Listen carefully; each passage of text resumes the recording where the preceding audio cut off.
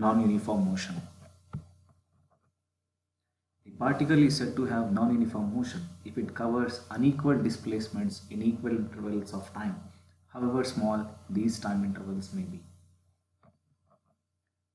So whenever the body is going to be moving with whenever the body is said to be moving with non-uniform motion, then there is change in velocity.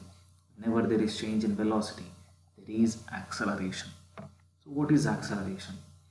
If the velocity of a body changes either in magnitude or in direction or both, then it is said to have acceleration. So here how many conditions we have? There are three conditions are there. Whenever the magnitude alone changes, when the direction of velocity changes, when both magnitude and direction changes, then there is change in velocity. Whenever there is change in velocity, there is acceleration. For a freely falling body, the velocity changes in magnitude and hence it has acceleration because the direction is vertically downward, but the magnitude of velocity is going to change. That's the reason it is having some acceleration. For a body moving around a circular path with uniform speed, please make a note here, uniform speed. Uniform speed means the speed will remain the constant, but the velocity changes in direction. Because when you move along a circular path at each and every point, the direction of velocity is changing and you're going to represent the direction of velocity by drawing a tangent at that particular point along the direction of motion. So at each and every point, the direction of velocity changes and hence it has acceleration. So here only direction is going to change and the body is said to be accelerated. For a projectile whose trajectory is a parabola, now what do you mean by projectile? Simple, you just take a ball and throw the ball into air other than 90 degree with respect to the ground. That is nothing but a projectile. Now, whenever you throw a ball into air other than 90 degree, the path followed by that ball is nothing but parabola. Now here, for this example, the velocity changes in magnitude and in direction also, and hence it has acceleration. So for the three cases we have given three examples. The acceleration and velocity of a body need not to be in the same direction. Example, a body thrown vertically upward. Now whenever you throw an object in vertically upward direction, the direction of motion of the body, that is the velocity, is in vertically upward direction, but the acceleration is in downward direction. For a body moving with uniform acceleration, the average velocity is v average equal to u bar plus v bar by 2. That means whenever a body is moving with uniform acceleration and if it has two velocities, then if you want to find the average velocity, you just simply find the mean value. A body can have zero velocity and non-zero acceleration. That means zero velocity is there, but still there is acceleration for the body.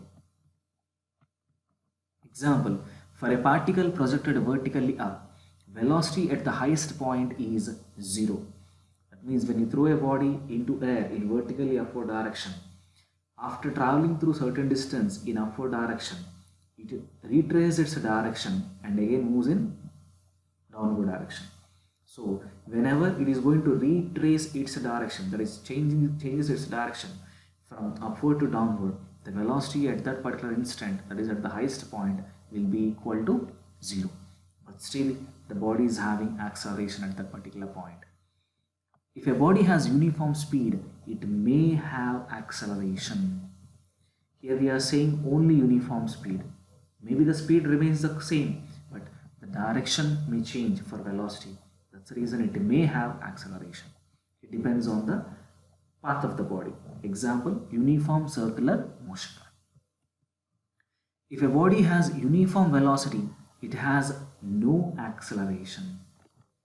So when there is no acceleration for a particular body, if the body is moving with uniform velocity, whenever a body is moving with uniform velocity, it is traveling along a straight line and it travels equal displacements in equal intervals of time. So the velocity of the body is said to be uniform and there will be no change in velocity and hence no acceleration.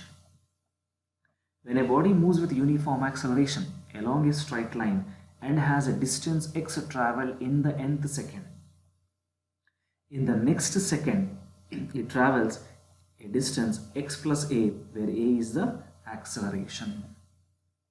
Now see here, nth second we are saying there is a difference between n second and nth second. N seconds means 0 to n is called n seconds.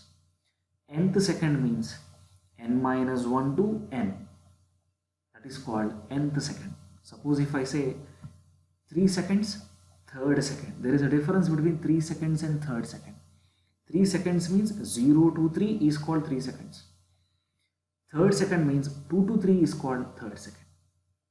So whenever you have a body moving with uniform acceleration along a straight line and has a distance traveled in the nth second, that is from n minus 1 to n, in the next second it travels a distance x plus a, where a is the acceleration. Acceleration of a free fall in vacuum is uniform and is called acceleration due to gravity and is equal to 980 centimeter per second square or 9.8 meter per second square. Generally, we are going to consider while performing experiments and while doing numerical part, we will take the value of g as 9.8 alone, even though we are going to throw it in air, because we are going to neglect air resistance. But generally, air resistance will have certain effect when you throw an object in air medium. So the value of acceleration due to gravity is equal to 9.8 or 980 centimeter per second square only in vacuum.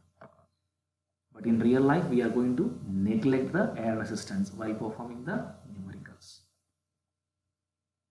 Acceleration of a particle is defined as the time rate of change of its velocity. So A equal to V2 minus V1 by T2 minus T1, change in velocity by time, or delta V by delta T. This is nothing but average acceleration, we can say. The acceleration of a particle at any instant or at any point is called instantaneous acceleration. Already we have learnt about what is the term instantaneous. Instantaneous means at that particular instant. Wherever we are going to ask at that particular point, we have to determine. So that acceleration is called instantaneous acceleration. So whenever we want to find the instantaneous, what we have to do? We have to limit the time interval to 0. So A bar equal to limit delta t tends to 0. That means we are going to make the large interval into a very small point. So by making the time interval tending to 0, but it is not exactly 0. So delta V bar by delta t equal to dV bar by dt.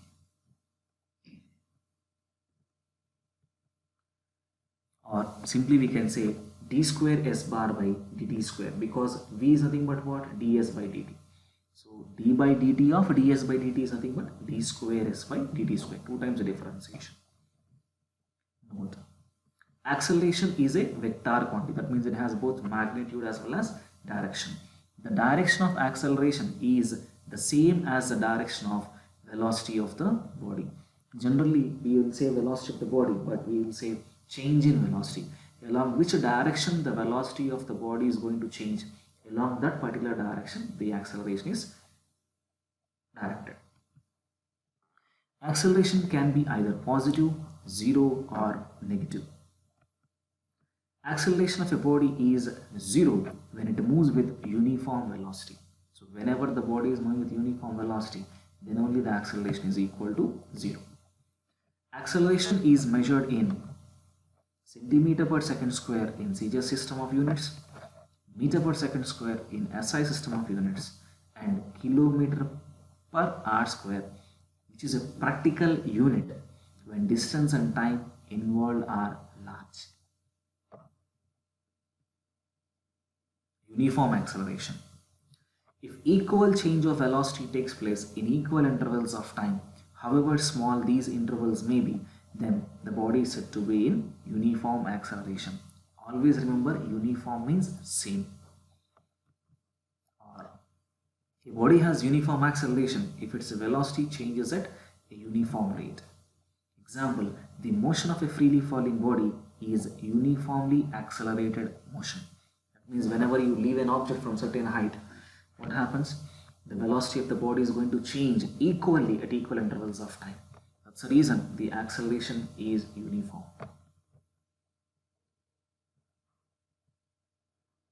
You can see the example. It is a ball which is dropped from certain height. Example 2. The motion of a sliding block on a smooth inclined plane is uniformly accelerated motion. So that is a smooth inclined plane. I repeat, smooth. There is no rough surface, only smooth surface. Generally in nature there is no surface, but for instance we are taking.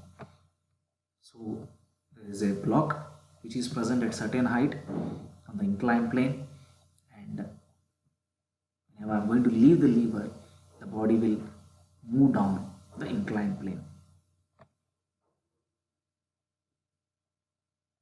Non-uniform acceleration. A body is said to be moving with non-uniform acceleration if its velocity increases by unequal amounts in equal intervals of time.